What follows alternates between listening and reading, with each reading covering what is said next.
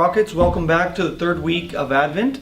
This week we're going to talk about joy and what that means as we prepare for the birth of Jesus in our hearts and in our homes.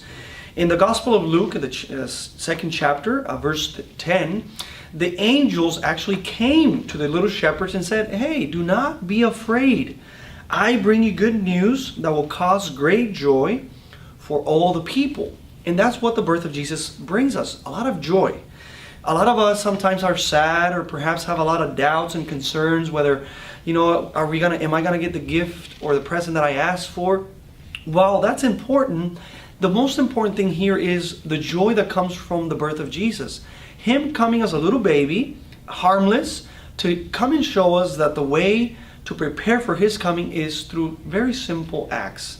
For example, today we have the third candle lit, which is a rose candle, and that candle reminds us of the joy that, we are just a week away from the birth of Jesus.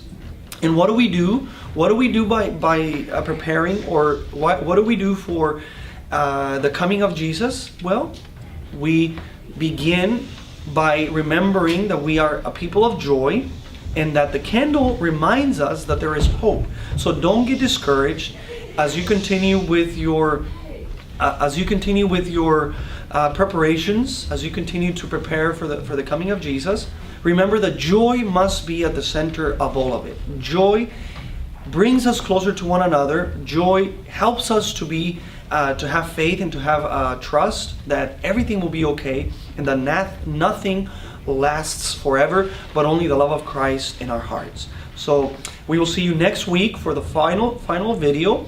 And meanwhile, I invite you to not get discouraged, to remember that there is joy in the coming of the birth of Jesus.